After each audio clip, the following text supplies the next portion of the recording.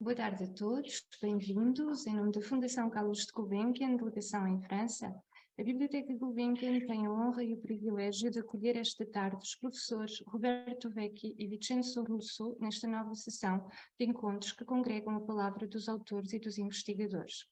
É com muito gosto que a Biblioteca Gulbenkian volta a colaborar com ambos. Gostaríamos do mesmo modo agradecer a participação de todos os que estão a assistir a este encontro. Um tempo de questões será reservado no final da apresentação. Poderão colocar as vossas questões ou comentários via chat da plataforma Zoom, que serão transmitidos aos nossos convidados, ou solicitar a palavra e dialogar com eles. Mas antes de lançar o debate, segue uma pequena apresentação de cada um dos nossos convidados. Roberto Vecchi é professor catedrático de Literatura Portuguesa e Brasileira e de História da Cultura Portuguesa na Universidade de Bolonha. Em 2020, a Fundação Carlos de Gulbenkian, delegação em França, teve o privilégio de o acolher com Margarida Calafate Ribeiro, que assiste a esta apresentação e a quem saudamos. No âmbito do seminário O Passado não é um País Estrangeiro, Portugal Contemporâneo, Literatura e Memória. Roberto Vecchi é desde 2007 coordenador da Cátedra Eduardo Lourenço, com Margarida Calafate Ribeiro. Em Portugal, é investigador associado do Centro de Estudos Sociais da Universidade de Coimbra, onde participou do projeto Mémoire, Filhos do Império e Pós-Memórias Europeias. Foi presidente de 2014 a 2021 da Associação Internacional de Lusitanistas. É Honorary Professor of Lusophone Studies na School of Cultures, Languages and Area Studies da University of Nottingham. Autor de uma bibliografia extensa sobre a teoria e a história das culturas de língua portuguesa, assinala-se em coautoria com Vincenzo Russo o volume A Literatura Portuguesa, Modos de Ler, publicado pela editora Glaciar em 2022, de que nos vem hoje falar com Vincenzo Russo, que é professor de Literatura Portuguesa e Brasileira e Literaturas Africanas de Língua Portuguesa na Universidade de Milão, onde coordena a Cátedra António Lobo Antunes.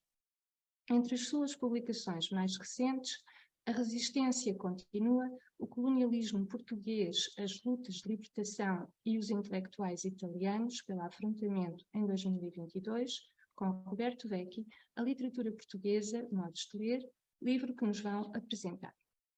Em português, publicou também A Suspeita do Avesso, Barroco e Neobarroco, na poesia portuguesa contemporânea pelas edições Quasi em 2008. Vincenzo Russo é tradutor de autores portugueses como Bocage, Essa de Queiroz, Fernando Pessoa, Eduardo Lourenço, António Ramos Rosa, José Luís Peixoto, mas também de autores brasileiros e africanos. De 2014 a 2021 foi secretário-geral e tesoureiro da Associação Internacional de Lusitanistas. Coordena com Roberto Vecchi a coleção Pensiero Atlântico, da editora Meltemi, de Milão, que divulga em Itália os clássicos da literatura e do pensamento em português, como Eduardo Lourenço, António Sérgio, Landino Vieira e José Gil. A ambos, muito obrigada por terem aceitado o convite da Biblioteca Gulbenkian. Vamos então passar à apresentação de A Literatura Portuguesa, Modos de Ler, livro que foi editado num primeiro tempo em 2017 em língua italiana, La Letteratura Portoghese e Testi e le Idee, pela Mondadori Università, uma obra considerada por Eduardo Lourenço, autor do prefácio da versão portuguesa, cito, monumental. Uma obra que subentende um esforço enorme e exige uma leitura lenta, com muita atenção, devido à imagem que transmite da nossa literatura e de nós próprios. Fim de citação. Será então pelas mãos dos professores Roberto Vecchi e Vincenzo Russo que iremos viajar esta tarde pelas letras portuguesas, desde a lírica medieval, da laica portuguesa, até aos nossos dias. Uma vez mais, muito obrigada. Muito obrigado, Cristina. Muito obrigado, antes de tudo, gostaria de agradecer ao Centro de Estudos Portugueses, à Fundação Gulbenkian, por esta oportunidade importante de apresentar mais uma vez. Desde a saída do livro em agosto já fizemos algumas apresentações, sempre muito agradáveis, com leitores e interlocutores sempre muito atentos a esse projeto. O nosso projeto é um projeto antigo, é um projeto que vem de longe e vem especificamente de um lugar. O lugar é a sala de aula. A sala de aula dos nossos alunos, o Vincenzo e eu somos professores de literatura portuguesa e brasileira em duas universidades italianas, a Universidade de Milão e a Universidade de Bolonha. E a sala de aula nos mostrou que tínhamos uma lacuna do ponto de vista de acesso aos textos e de, digamos assim, de arrumação de uma perspectiva de história literária que não fosse aquela convencional e ancorada a algumas histórias da literatura canônicas, mas que fosse um pouco, digamos assim, atualizada a partir de do enxerto de alguns elementos novos. Por isso, o que a edição italiana, que foi publicada em 2017, mostra um pouco essa preocupação, não é? De tentar criar com os alunos uma ferramenta sobre a história da literatura portuguesa que fosse condizente com as nossas exigências de professores. Aqui foi muito importante o papel desempenhado pelas duas cátedras da Universidade de Milão, a Cátedra Lobo Antunes, e da Universidade de Bolonha, a Cátedra Eduardo Lourenço. A combinação destas duas cátedras também contribuiu de maneira relevante para tornar esse nosso projeto, inicialmente dirigido para alunos italianos, e depois, numa revisão aprofundada do projeto dirigida para leitores portugueses, há uma diferença importante entre leitores italianos e leitores portugueses, não poderia ser a mesma obra, porque mesmo que a moldura seja comum, a ferramenta muda. Então, os dois projetos, o projeto duplicou, nós tivemos uma memorável apresentação do projeto no Instituto Camões, quando, na ocasião do lançamento, quando participou o professor Eduardo Lourenço e as suas palavras absolutamente generosíssimas em relação ao nosso livro, agora são o prefácio da edição portuguesa.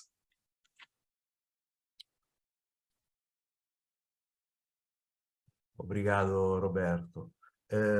Boa tarde a todas e a todos. E obrigado, antes de mais nada, à doutora Cristina Costa, por nos ter contatado, por nos ter convidado a apresentar mais uma apresentação desse nosso estranho objeto, que não é uma história da literatura canônica, não é uma antologia de textos da literatura portuguesa. São muitas coisas juntas, não sei ainda se chegaremos a definir que tipo de antologia, talvez uma antologia crítica. Enquanto o Roberto falava, e também como puderam ver pelos nossos perfis, eu tenho um duplo papel. Eu já fui aluno do Roberto e agora sou colega do Roberto, e realmente a antologia, pelo menos na edição italiana, foi fruto do antigo desejo, não é? Que era tentar arrumar um pouco as nossas reflexões. Posso dizer, não sei se o Roberto se lembra, mas durante os 2 anos e meio em que preparámos a edição italiana, essa antologia foi pensada às sextas-feiras, que era o dia em que a gente se encontrava para tentar reconfigurar o nosso projeto editorial. A edição italiana surgiu no momento de conjugação fértil, não é? de astros favoráveis, é por isso, não é, que eu falei de desejos. Estávamos um pouco privados das estrelas, então quisemos fazer essa empreitada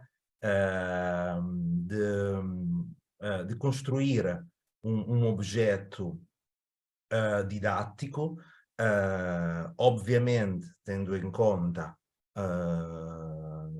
basicamente os nossos alunos italianos e, portanto, tendo em conta o nosso lugar de fala, antes de mais nada, ou seja, de professores italianos que habitam a língua portuguesa, que convivem com a cultura, com a sociedade portuguesa, mas que não são portugueses,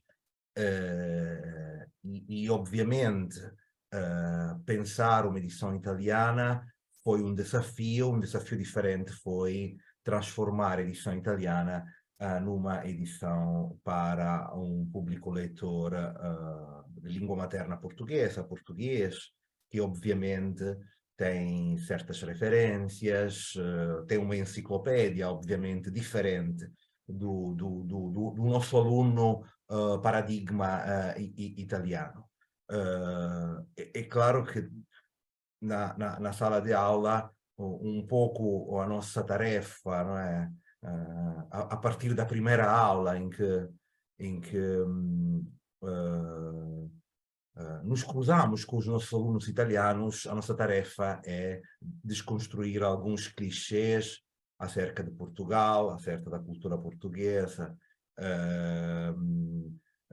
destruir ou romper ou dissolver alguns estereótipos e também um pouco atravessar essa pátina, não é, de exotismo que ainda um país, uma nação, uma história como a de Portugal tem para os italianos, para os alunos italianos e dentro do nosso imaginário. Eu acho que a edição portuguesa, tal como já referiu o meu colega Roberto, nasceu também num espaço bem localizado, num local que é o anfiteatro do Instituto Camões.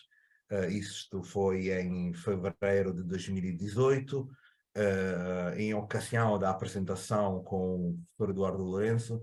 Acho que também hoje é uma ocasião boa para lembrar tudo aquilo que o professor Eduardo Lourenço representou para a cultura portuguesa, francesa também, e italiana e europeia.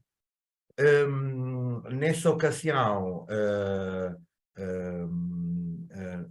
nasceu a possibilidade de transformar, talvez transfigurar a edição italiana, porque a edição portuguesa, obviamente, precisou de, além de ser traduzida, mas também de ser mesmo reconfigurada para um público leitor português, e não só. Também é uma edição a edição portuguesa, que tem outro título, não é? A literatura portuguesa a modos de ler, que tem outra capa. Acho que seria importante agradecer. Vocês já viram a capa da edição portuguesa. É uma belíssima fotografia, imagem feita pelo Duarte Belo, que é um fotógrafo importante, e o filho do poeta Rui Belo, que fotografou um caderno de apontamentos do geógrafo e etnógrafo Orlando Ribeiro, na década de 50. Obviamente, transformar, traduzir a edição italiana para a edição portuguesa demorou algum tempo.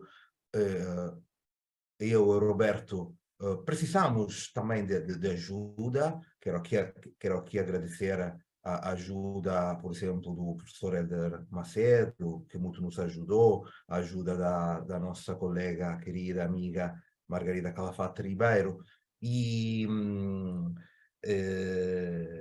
foi, obviamente, uma reconfiguração que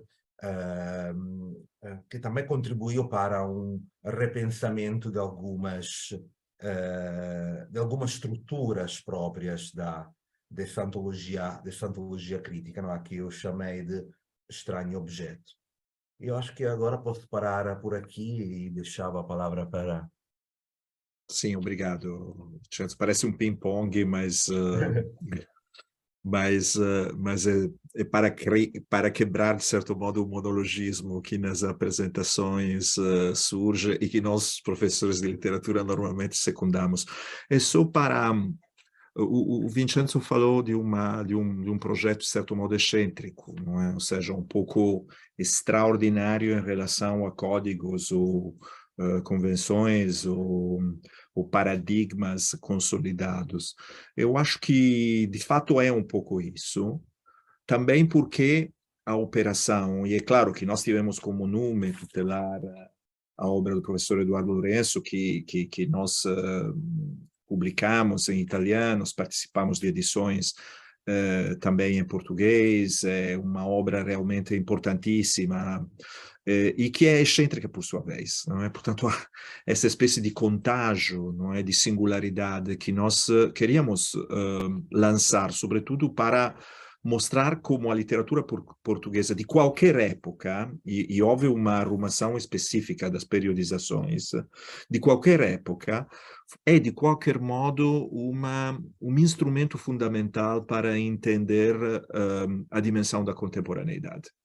Ou seja, inclusive quando nós tentamos esboçar a paisagem da Idade Média, das emergências literárias da Idade Média, na verdade há uma imersão de um Portugal que é um Portugal contemporâneo.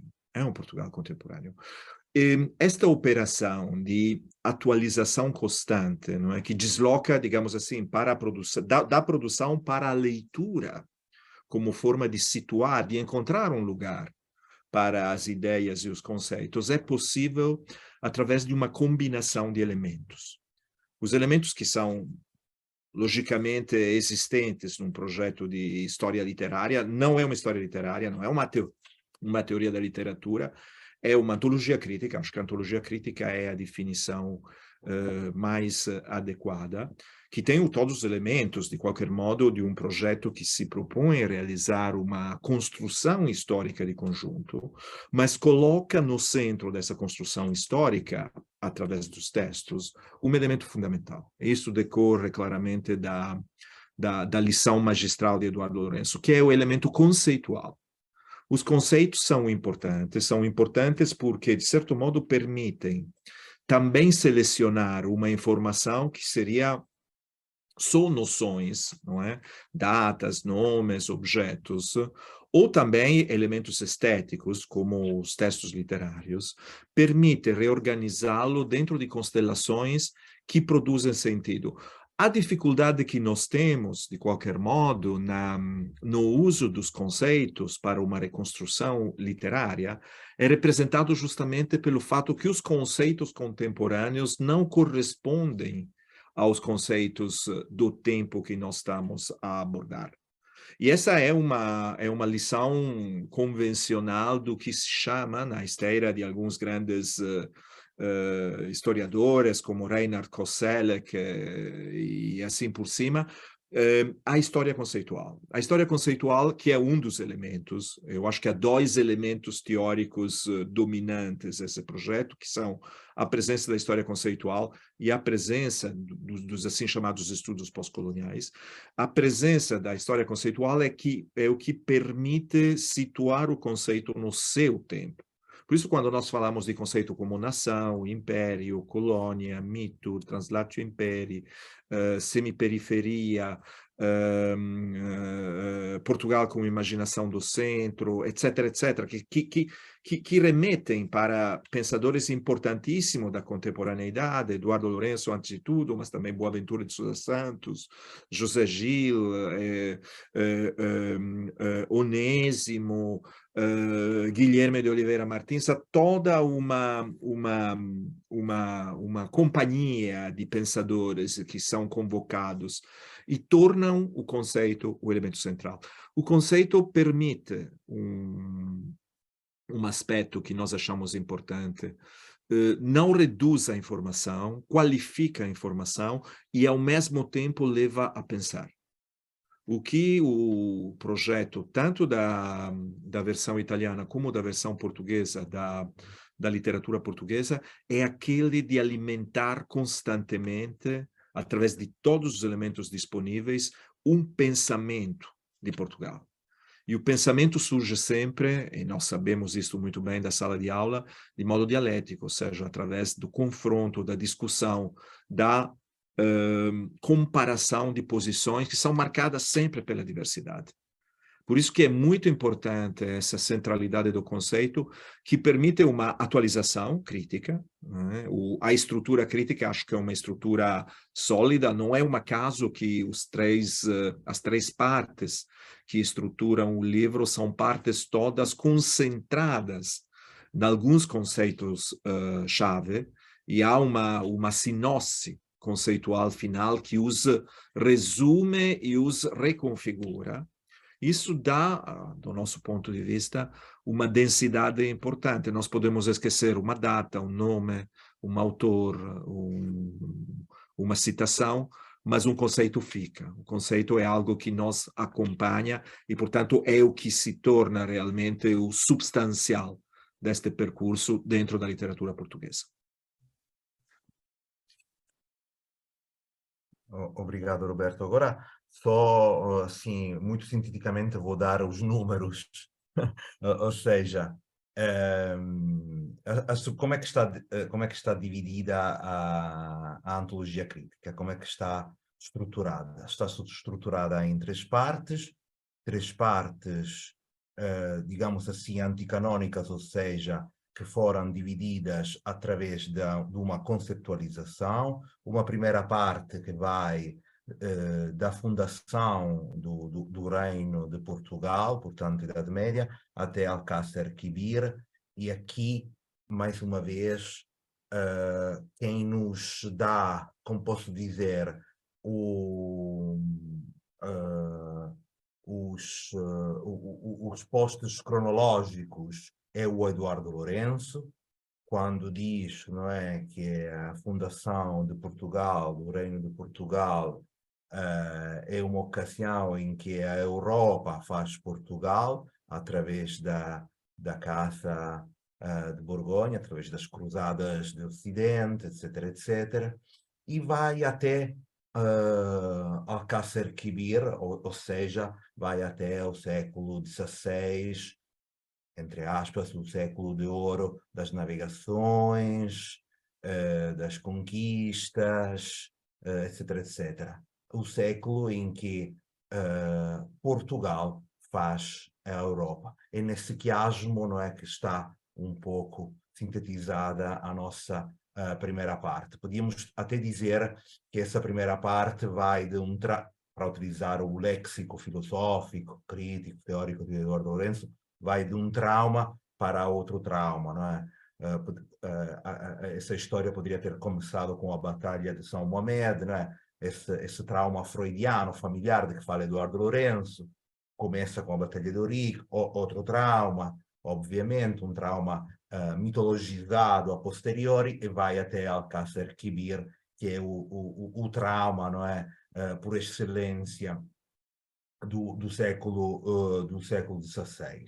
Segunda parte, é uma segunda parte que também está dividida através de uma legitimação conceitual, através da figura conceitual da Translatio Imperii et Studiorum, que obviamente vem do Ernest Curtius e que foi repensada e reformulada pela Margarida Calafate Ribeiro, e que nós utilizamos para abarcar o período que vai desde a monarquia dual até monarquia dual, em que intelectuais portugueses, ou intelectuais às vezes portugueses espanhóis, imaginam, não é? Imaginam esse Portugal esvaziado através de uma imaginação do Império, até o momento em que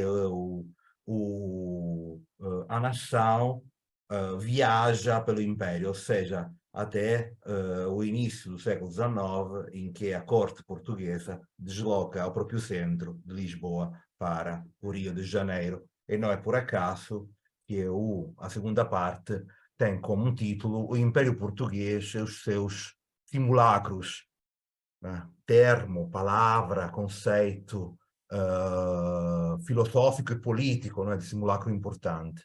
O Império Português e os seus simulacros, da Índia ao Brasil e retorno. A última parte, que é a parte mais consistente, que é a parte da contemporaneidade, que vai digamos assim, em termos literários, vai desde a geração de 70 até os nossos dias. O texto mais recente, antologizado, é um trecho do romance da Lídia Jorge, Os Memoráveis, que, se não erro, é de 2014. Portanto, essa última, a terceira parte, também, um pouco pela nossa especialização no disciplinar, nós somos contemporaneístas, é obviamente a mais estratificada, a mais densa, a mais, também um pouco a mais muscular, digamos assim.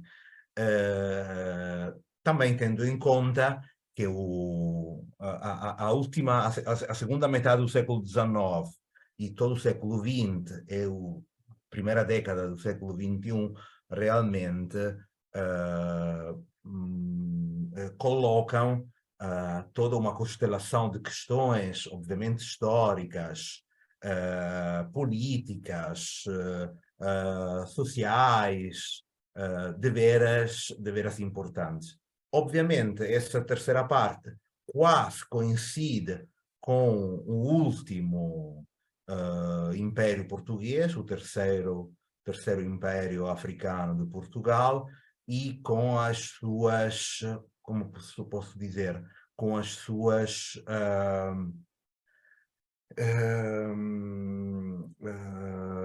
heranças, digamos assim, pós-coloniais, obviamente, com a Revolução dos Escravos, e como nos ensina Eduardo Lourenço, Portugal se pensa a si próprio num tempo novo, provavelmente libertado, provavelmente democrático, provavelmente já não um tempo atlântico, por assim dizer, mas um tempo já de todo ou quase europeu.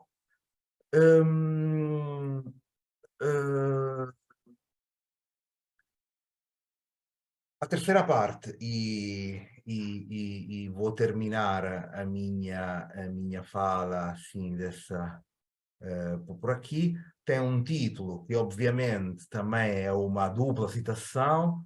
O título da terceira parte é O Esplendor de Portugal e o Seu Além, da crise da monarquia constitucional ao Portugal contemporâneo, onde, obviamente, o esplendor de Portugal não é apenas um verso do hino nacional, com todas as implicações, não é, que o hino nacional e o contexto histórico em que foi escrito, pensado e publicado. É também uma citação, obviamente, de um romance, de um romancista importante que marca a passagem de um tempo colonial para um tempo pós-colonial, para o Portugal do século XX, que é António Lobo Antunes. Sim, muito bem. Essa é um pouco as periodizações que pautam o livro, foram muito bem reconstruídas. Eu devo dizer que, para pensar um pouco quais são os objetivos e didáticos, digamos assim, qual é o papel também do professor através deste livro, não é? Eu acho que o que eu acho interessante, do meu ponto de vista de professor de literatura, é que o livro leva uma certa, não só é produzido pela sala de aula, mas tenta moldar a sala de aula. E por isso leva uma visão também didática de construção através da literatura de determinados objetivos de conhecimento. A combinação, como nós já dizíamos, de história conceitual, não pode ser separada do lado, como já se viu muito bem na glosa que o Vincenzo fez do título da terceira parte, não pode prescindir de toda a ferramenta crítica dos estudos pós-coloniais, situado, como se diz, no espaço da língua portuguesa. Ou seja, nós temos, desse ponto de vista, e também os conceitos que se alternam, mostra que há nação e narração, há toda uma cultura e imperialismo, há toda uma série de categorias que estão presentes nos estudos pós-coloniais, normalmente anglocêntrico, mas ao mesmo tempo essa visão é compensada pela presença de um forte pensamento, poderíamos dizer ao mesmo tempo pós-colonial e decolonial, e além de colonial, dos grandes pensadores de Portugal contemporâneos, Eduardo Lourenço, Boaventura de Sousa Santos, José Gil, Hélder Macedo também como escritor. Temos realmente, eu diria, todo o grande mosaico do pensamento português, onde todas as categorias estão lá presentes e encaixadas para tentar explicar. O que surge como objetivo, digamos, didático, é mostrar um aspecto que não é apodítico, mas é central, ou seja, que a literatura portuguesa é um arquivo importante para quem quiser realmente conhecer, não só a história de Portugal, os textos de Portugal, os conceitos que se relacionam a Portugal, mas quer ter um conhecimento não superficial de Portugal. Essa relação entre literatura e conhecimento, que vem sempre da lição do professor, é algo que se torna uma espécie de diretriz que usamos para realizar as diferentes partes. É claro que uma objeção que poderia ser dirigida é que há uma filologia complexa, uma filologia alternativa. Nós tivemos um grande cuidado em manusear aqueles que nos pareciam as melhores fontes para a construção da antologia, mas é claro que o valor textual é um valor, é uma parte de um todo, né? E combina sempre os elementos do contexto e os elementos do conceito. Digo isto porque é um aspecto importante, e os estudos pós-coloniais, direta ou indiretamente, sempre remetem para esse aspecto, é que atrás da história, atrás da literatura, atrás dos textos que nós apresentamos, sempre há uma questão de poder. E, portanto, isso ajuda também, eu acho, a criar um conhecimento absolutamente entranhado de elementos ligados ao contexto de produção, ao contexto de leitura, a todos aqueles elementos que, de certo modo, projetam um plano que é um plano sociológico, inevitavelmente, um fato literário. Por isso que eu acho que esta antologia crítica, em particular a literatura portuguesa Modus Ler, que é a versão portuguesa, é claramente um projeto que não esgota o conhecimento da literatura. Deste ponto de vista, eu diria que é um projeto cheio de lacunas e que assume as suas próprias lacunas, como lacunas visíveis. Nós próprios selecionamos um percurso não em função exclusivamente de um fator histórico, estético, filológico, literário, mas em função de um percurso de conhecimento. Nosso objetivo é criar um conhecimento de Portugal que não seja óbvio e compartilhá-lo com os nossos alunos.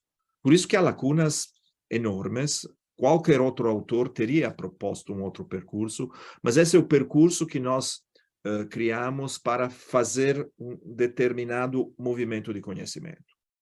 Isto é um aspecto importante, porque uma antologia é sempre um ato de coragem, não é? Porque é claro que um escritor, nós temos muitos amigos que não estão presentes nesta antologia, um escritor imediatamente vai ver se está ou não está.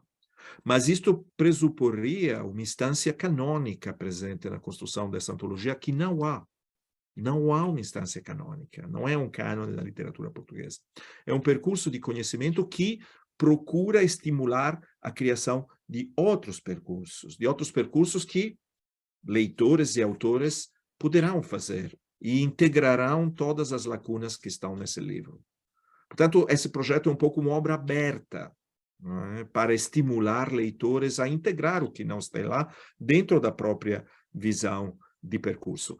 Do ponto de vista do papel do professor, digamos, há uma ambição, uma das muitas, há uma ambição também implicada pelo livro, que é a ideia de um conhecimento que não é simplesmente top-down, não é um conhecimento de cima para baixo, não é um conhecimento ex-cátedra, não é um conhecimento dirigido, mas é a tentativa e todas as ferramentas que se combinam nesse percurso, que são ferramentas também muito práticas, tem como objetivo criar um conhecimento, mas de maneira compartilhada.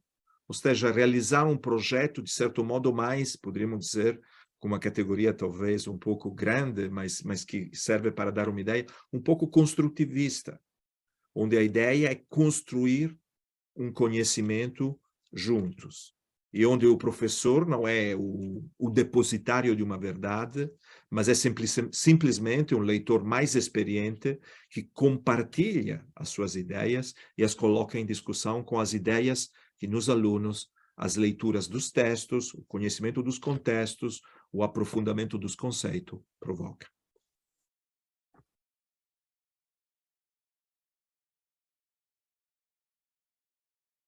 Eu diria que para um pouco finalizar a nossa fala, a nossa conversa, depois dar espaço a quem sabe, quizá a perguntas, ao diálogo,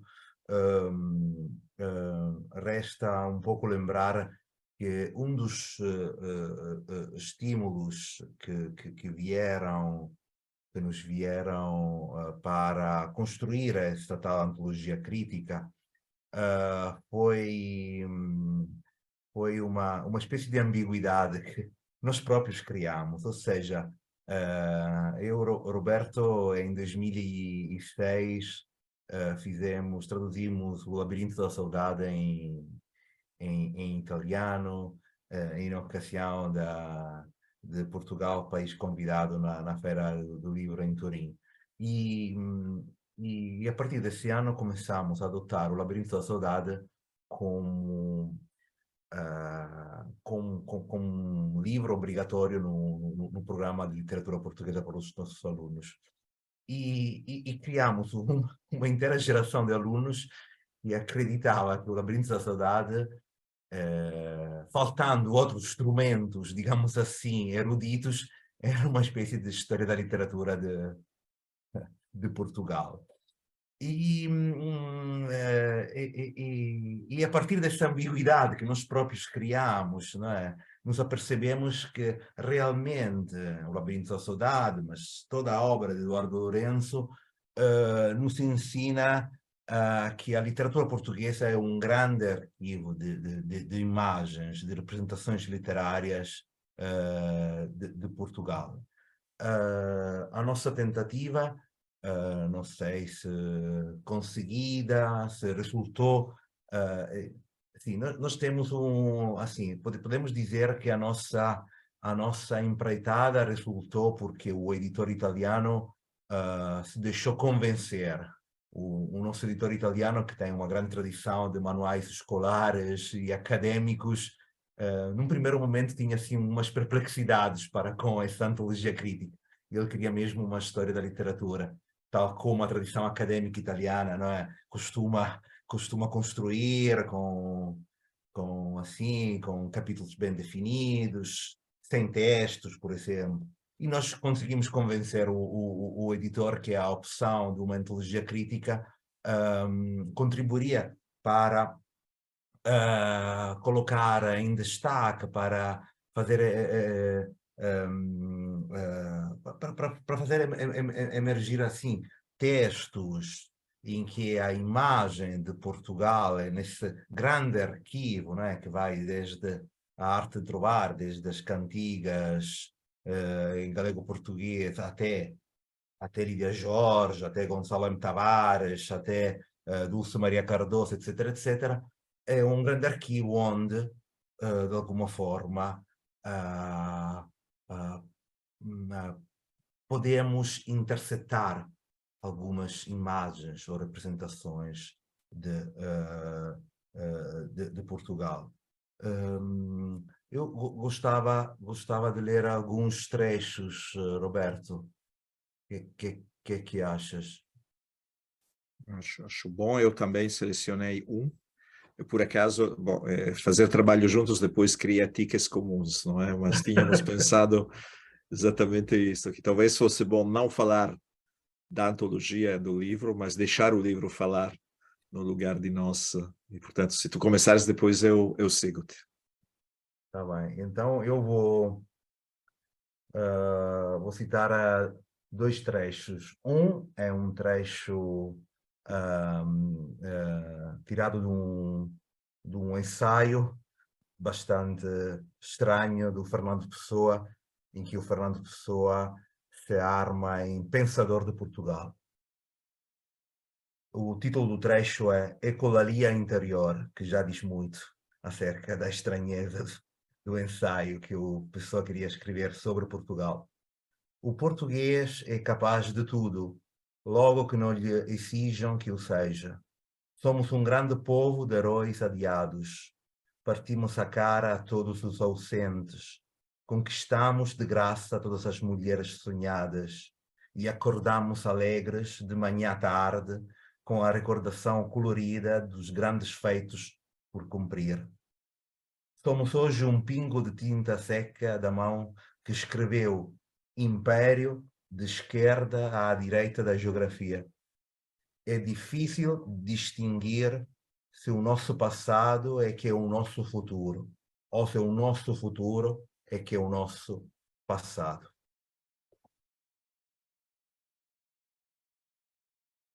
Roberto, por favor, eu depois tenho mais um, mas... Não, talvez seja melhor tu leres. A minha é uma citação de Eduardo Lourenço da introdução, por isso que talvez podemos usar como desfecho, digamos, dessa primeira parte da apresentação. Este é mais um texto do século XX, é mais recente, é da década de 60, é um texto poético, um poema de Rui Belo, já foi citado aqui, é um texto que foi publicado numa coletânea de poemas que se intitula Homem de Palavras, em 69. O título do poema é O Portugal Futuro. Portugal Futuro é um país onde o puro pássaro é possível e sobre o leito negro do asfalto da estrada, as profundas crianças desenharão a giz esse peixe da infância que vem na enxurrada e me parece que se chama sábel. Mas desenhem elas o que desenharem, é essa a forma do meu país. E chamem elas o que lhes chamarem, Portugal será, e lá serei feliz. Poderá ser pequeno como este, ter a oeste o mar e a Espanha a leste. Tudo nele será novo, desde os ramos à raiz. À sombra dos plátanos, as crianças dançarão, e na avenida que o ver, à beira-mar, pode o tempo mudar, será verão. Gostaria de ouvir as horas do relógio da matriz, mas isso era o passado, e podia ser duro edificar sobre ele Portugal futuro. Obrigado.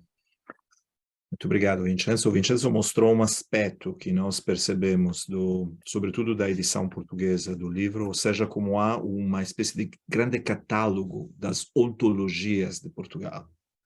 Aqui nós ouvimos duas ontologias, duas imaginações que a literatura desconstrói e, evidentemente, os críticos podem depois abordar já como um objeto por pensar, né?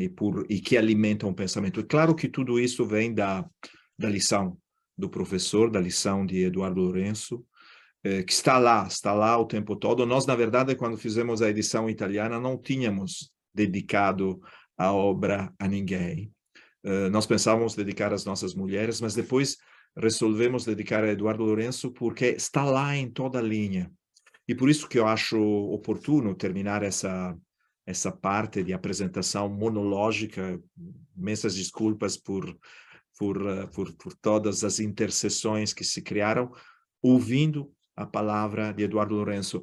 Um dos motivos que nos tornam felizes também do livro que saiu em Portugal em 2022, e que é uma espécie de prosopopeia de Eduardo Lourenço, e que permite ouvir a sua voz póstuma, justamente nas palavras da introdução. E é dessa introdução que eu vou citar um trecho que pode, eu acho, de certo modo, encerrar essa parte de introdução.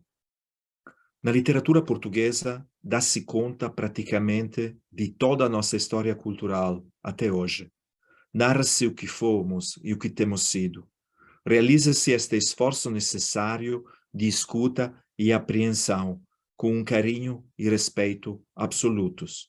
O que se pode ainda acrescentar é que esse olhar dos outros sobre nós próprios, permite descobrirmos-nos de outra maneira sem sair de casa, por uma ideia que é cúmplice de que alguém, na vasta paisagem da Europa, fora de nós, ou seja, não só nós, está a trabalhar no mesmo tipo de aventura cultural que é a do Ocidente no seu conjunto.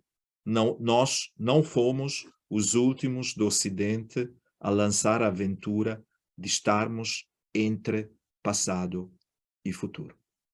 Muito obrigado.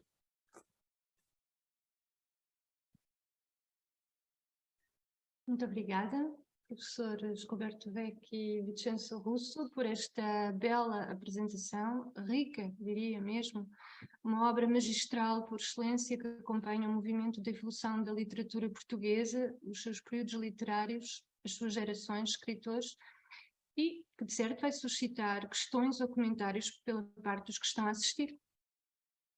Podem colocar as vossas questões ou comentários, podem solicitar a palavra e dialogar com os nossos convidados. São mais que bem-vindos.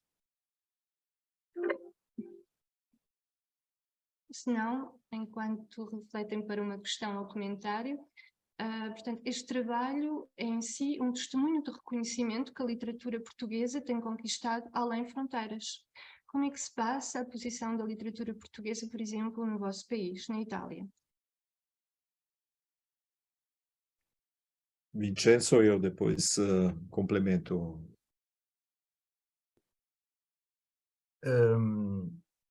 Então, com certeza a situação acerca da recepção de autores literários, e não só, isso significa que começaram a ser traduzidos para italiano historiadores, ensaístas, filósofos. Nos últimos 25 anos mudou muito, mudou bastante. E acho que essa queixa de que fala Eduardo Lourenço, não é? De que o povo português está sempre a queixar-se de que não somos vistos, não é? Era também uma queixa nossa de portuguesistas, de sultanistas. Mas aqui em Itália, assim, traduz-se pouco, publica-se pouco. E acho que isso não é verdade. É claro que houve, a partir dos casos, especificamente de Fernando Pessoa e Saramago, foram casos que até seria interessante estudar de um ponto de vista do marketing editorial, porque se tornaram escritores globais, ou uma espécie de escritores que quase são lidos sem nacionalidade, digamos assim, sem passaporte, né? Há muitos leitores italianos que não identificam Saramago, por exemplo, com Portugal. E acho que o caso desses dois autores ajudou bastante para uma divulgação e dialeticamente também um pouco encobriu, não é? Outros autores importantes, porque houve mesmo uma procura, não é? Só de textos destes dois autores, quase que o mercado editorial só precisasse desses dois autores que se tornaram autores de culto, digamos assim, em Itália. Sì, absolutamente. O quadro traçado é absolutamente real. Eu acrescentaria só um aspecto que creio torna essa ferramenta, esse manual, pode ser visto de várias maneiras, como tentamos dizer, é uma espécie de Portugal portátil, não é? Ou seja, que essa imagem famosa de Boaventura de Sousa Santos sobre o império portátil dos portugueses, não é? Aqui é um pouco um Portugal portátil, porque vão os textos, não é? Vai evidentemente toda a nossa leitura e a tentativa de criar de modo aberto, porém, um conhecimento dessa literatura, mas há também esse elemento que é uma síntese, esta que surge, uma síntese, claro, subjetiva, pessoal, de parte, posicionada, mas é uma síntese que leva. E esse eu acho que é o aspecto mais interessante. Eu acho nós com o Vincenzo fomos na direção da Associação Internacional de Lusitanistas, ou seja, da comunidade dos estudiosos de Portugal, fora de Portugal, dos estudiosos das culturas de língua portuguesa, e sempre um tema que nós ouvimos abordar em todos os continentes onde estivemos, é que a literatura, de certo modo, acabou. A literatura não serve, a literatura não é mais aquela disciplina que forma a classe dirigente de um país como foi no século XIX. Agora nós temos milhões de outros elementos, a internet nos traz milhões de outros textos. A aposta que está nesta obra é também a tentativa de mostrar que a literatura, pelo contrário, tem um papel. Se o objetivo não é simplesmente um elemento sedutor extemporâneo, como aqueles que o Vincenzo muito bem mostrou, mas é um elemento de conhecimento real, porque traz realidade, imaginações, traz visões, traz pensamento, traz muitas coisas. O importante é ter a ferramenta adequada para poder decretá-la. Este é o nosso objetivo. Portanto, o que está como aposta ambiciosa é um pouco isso, mostrar que a literatura não acabou, mas continua, só que tem que se tornar algo de agradável. O grande sonho que o Vincenzo e eu compartilhamos é encontrar um dia no avião, no voo Bolonha-Lisboa, uma pessoa que vai visitar Portugal com o nosso livro e vai usar esse livro para conhecer melhor Portugal. Isto para nós seria o apogeu. Posso só acrescentar uma coisa? É que isso talvez, não apenas a literatura portuguesa a permita, mas que dentro da literatura portuguesa, tal como tentamos esboçá-la, há mais literaturas. Ou seja, aqui a literatura portuguesa, nós estivemos a falar de identidade, de identidades, de nação, de império. Essa literatura portuguesa não tem a ver com, ou já deixou de ter qualquer, por trás, qualquer projeto nacional ou nacionalista. Ou seja, nesta literatura portuguesa também tem um pouco de literatura francesa, de literatura italiana, de literatura inglesa, literatura brasileira, literaturas, não, que é por assim se chamamos africanas, de língua portuguesa, etc, etc. Não é por acaso que neste volume está, por exemplo, Voltaire. Mas por que o Voltaire? Por quê? Porque para explicar aquilo que representou o terremoto de Lisboa, por que não colocar um poema do Voltaire, não é? Pronto. Muito bem. Bom, a Margarida Calafato Ribeiro está a tentar... Essa é uma participação, é uma homenagem da Margarida, é uma participação extraordinária. Ela está com um pequeno problema, mas a nossa colega Isabel de Barros vai ajudá-la. Entretanto, uma questão... Isabel, já estou. conseguiu? Sim, não tenho a câmara, não sei, há qualquer coisa de estranho aqui. Não consigo ativar o micro, mas não consigo ativar a câmara. Mas não tem problema.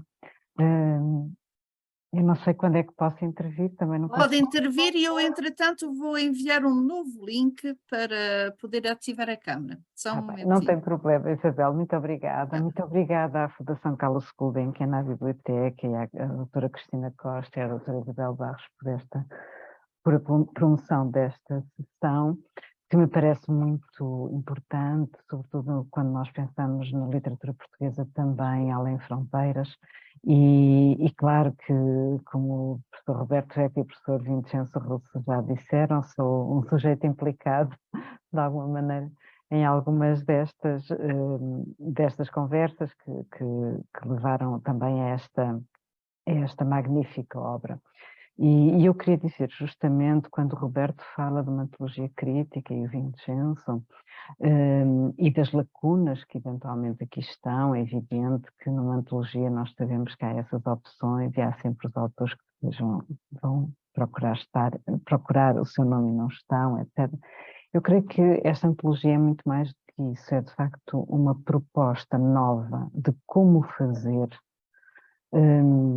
como apresentar uma literatura, não só aos estrangeiros, mas também portugueses, como apresentar uma literatura, não é?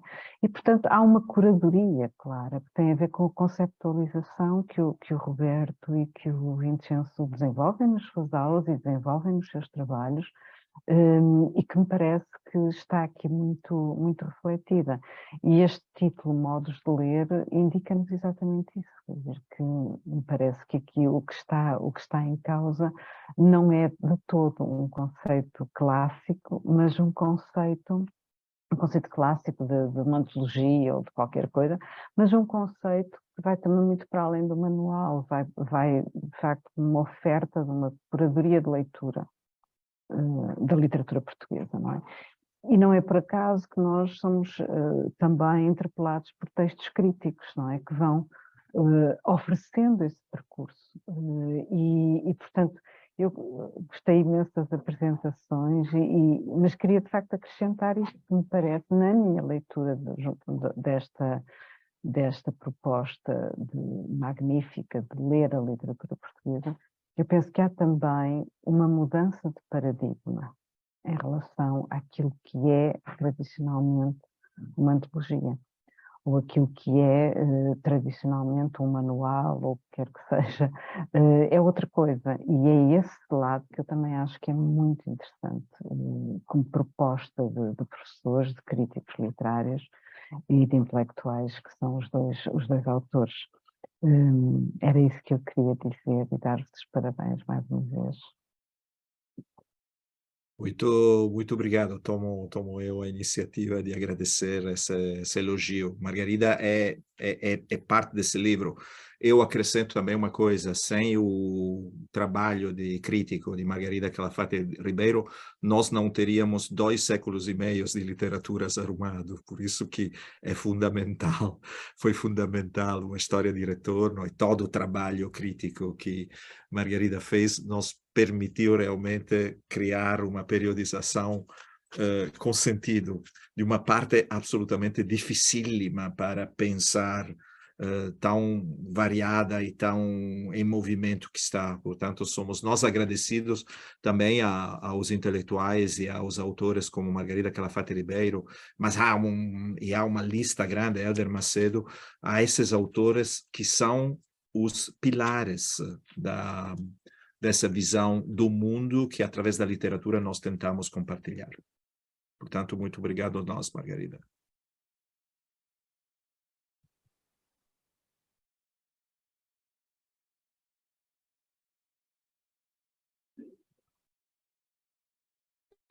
Não sei se há mais questões, mais comentários.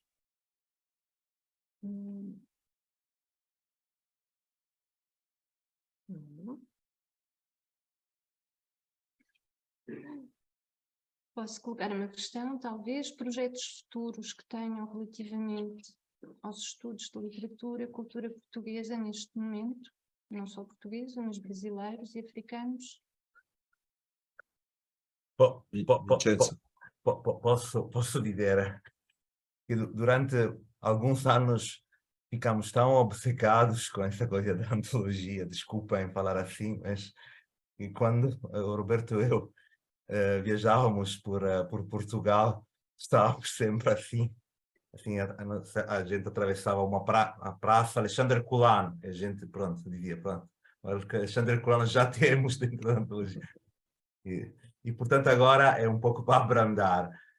Eu sei que o nosso editor italiano queria também um volume sobre literatura brasileira, mas, mas acho que já não temos. Antes ou depois? Não, obrigado pela pergunta, Cristiano. Nós sim, continuamos com trabalho sobre Portugal. Eu tenho um trabalho por acabar, aliás, é um trabalho encomendado pela professora Margarida sobre nostalgia colonial que vai sair. Temos, sobretudo, com Margarida um projeto importante que nós queremos continuar, que é a organização de uma das obras de Eduardo Lourenço, em particular aquela dedicada ao colonialismo, que já publicamos pela Gradiva, e acrescentaríamos uma parte nova, completamente por arrumar, muito complexa, que é dedicada ao outro grande impensado de Portugal, que é a figura de Salazar. Portanto, sempre mantendo essa combinação de textos que permitem, que são textos também literários, de grande ensaísmo, de um grande ensaísta, mas são também textos que permitem iluminar um contexto e com uma contribuição conceitual absolutamente fabulosa, como aquela que o professor nos deixou. Este é um outro projeto que nós queremos realizar. Vincenzo? Sim, eu diria que tem muitos projetos. Obrigado, Cristina. Sim, sim, assim, mesmo para finalizar um projeto assim que vai ser apresentado em Lisboa em abril, tem a ver com esse biênio de celebrações, de comemorações com as independências africanas e, obviamente, com o 25 de abril de 74 de Portugal. E no dia 3 de abril vai ser inaugurada uma exposição fotográfica no Museu do Aljube, que é o Museu da Resistência e da Liberdade. É uma exposição organizada por mim, por outros colegas da Universidade de Coimbra, de Milão. São as fotografias de um fotógrafo italiano, milanês, que fotografou as zonas libertadas da Guiné durante a Guerra Colonial, em 69, fotografou as zonas libertadas de Angola em 72 e depois, no dia 27 de abril de 74, chegou a Lisboa para fotografar e mostrar as manifestações, a festa da renovada liberdade e democratização de um país.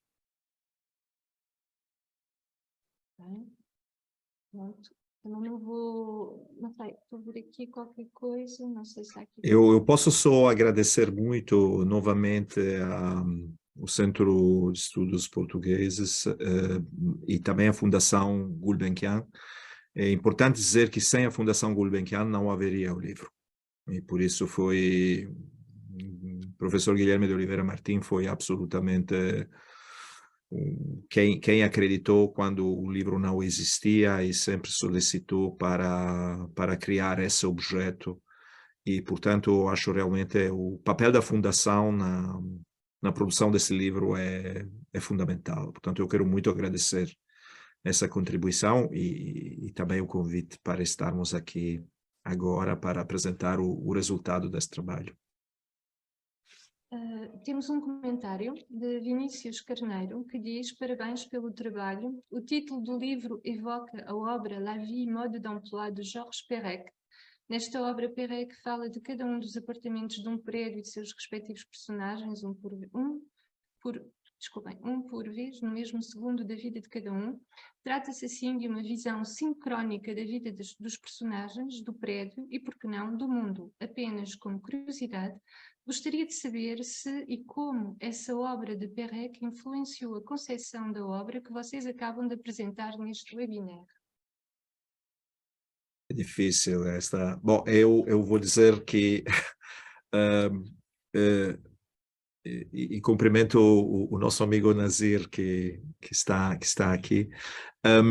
Eu devo dizer que a leitura sempre é maior do que a escrita e, portanto, encontra sempre... Foi o Vinícius que fez a pergunta. Perfeito. Obrigado, Vinícius. Vinícius. Obrigado, Vinícius. E, portanto, a leitura sempre é maior. Na verdade, a escolha a opção pelo modus de ler decorre de uma combinação de outras sugestões. Uma é uma obra famosa do professor Oscar Lopes, né? E o outro é O Tempo e o Modo, uma revista que fez Portugal e refez a democratização de Portugal. E depois nós gostávamos do sentido justamente de modus como, digamos, prefixo do termo modernidade, para situar na contemporaneidade justamente esse projeto. Portanto, foram essas sugestões, mas eu agradeço muito, Vinícius, porque a partir de hoje vamos citar Perec para justificar a opção. Nazir Cana, eu acho que ele quer perguntar algo. Ele levantou a mão. Sim, eu não sei se... Faça favor, estamos a ouvi-lo. Ok, muito obrigado. Muito obrigado. Eu gostaria, em primeiro lugar, de saudar os autores, amigos, queridos, os professores Roberto Vec e Vincenzo Russo, e dar os parabéns por essa obra absolutamente notável, que revela uma intimidade igualmente notável com o objeto e com todos os conceitos que o cercam, e que são... de alguma maneira, marca, não é, da trajetória desses dois pesquisadores e desses dois professores. E a minha pergunta, Roberto e Vincenzo, é mais do que uma pergunta, é uma curiosidade. Dado o volume, não é, de material com o qual vocês lidaram, e algumas pistas sobre isso já foram sendo dadas na belíssima apresentação que fizeram, eu gostaria de saber qual foi mais ou menos a relação com os arquivos, que tipo de surpresas e de desafios, com que tipo de surpresas e desafios tiveram que lidar no processo, porque, de fato, para o leitor, a primeira impressão que nos chega, a primeira notícia que nos chega é que por trás desse trabalho, para além de uma elevadíssima reflexão, não é um elevadíssimo exercício de reflexão, há muita pesquisa e muito trabalho de campo nesse sentido, pensando o arquivo como campo também. Era um pouco por aqui. Muito obrigado uma vez mais e saudações muito amigas. Muito obrigado, Nazir. Tento introduzir o tema, depois deixo o Vincenzo também continuar. Eu acho que sim. Eu acho que a ideia um pouco mitológica do professor que tem um conhecimento completo de um objeto foi justamente verificada como irreal nesse projeto. Nós temos claramente os nossos temas de interesse, de investigação, mas, na verdade, ter que representar algo que ultrapassava e de maneira notável as nossas competências foi o desafio de voltar à biblioteca. E o que nós tentamos fazer, essa foi um pouco, digamos assim, a nossa estrela polar do trabalho, foi na biblioteca tentar encontrar, digamos assim, o fragmento, a parte que fosse exemplar em relação a uma totalidade que não cabe num projeto antológico. O elemento trágico do projeto antológico é justamente ligado ao fato que não cabe tudo o que nós queríamos colocar. E, portanto, o exercício de seleção, muito obrigado pela pergunta absolutamente notável, Nazir. O exercício é encontrar uma parte exemplar que pode dar conta de uma totalidade que se perde. Né? Um pouco como a ideia da ruína, se eu posso dizer, não é? Uma ruína deixa entrever o que se perdeu, o que resistiu à destruição. Foi um pouco esse o exercício. Muito obrigado, Nazir. E no Porto iremos no lugar que nós sabemos que alimenta as nossas conversas literárias. Exatamente. Obrigado, Roberto.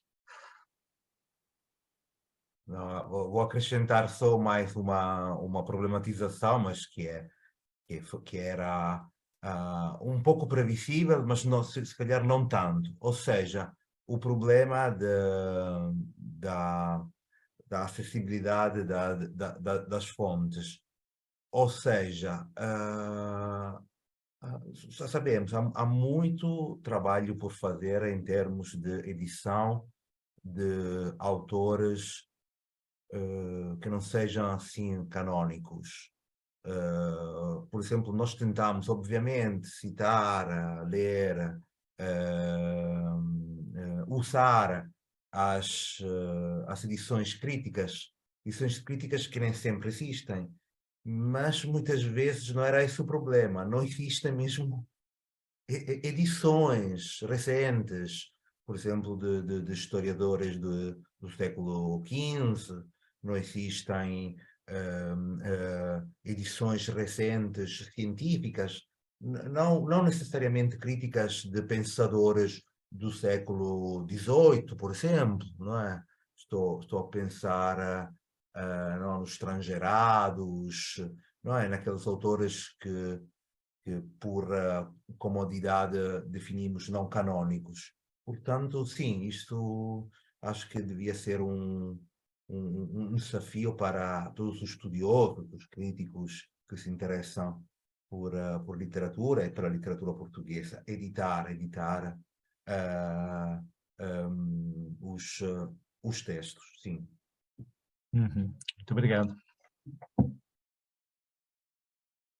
Bom, penso que vamos talvez terminar por aqui. Agradecemos aos nossos convidados, os professores Roberto Vecchi e Vincenzo Russo, por este belo encontro em torno do livro A Literatura Portuguesa, Modos de Ler, atualmente disponível na Biblioteca Gulbenkian. Queremos também agradecer a todos os que do outro lado assistiram e participaram nesta sessão à distância com questões e comentários, sem esquecer a nossa colega Isabel Barros. Este encontro será colocado em breve no site da Fundação e será divulgado através das nossas redes sociais, Facebook, Twitter. Recordamos que o próximo encontro da Biblioteca Gulbenkian decorrerá amanhã, por volta das 18h30, hora de Paris. Uma vez mais, muito obrigada a todos. E até breve. Obrigado. Obrigado, Cristina. Obrigado a todos.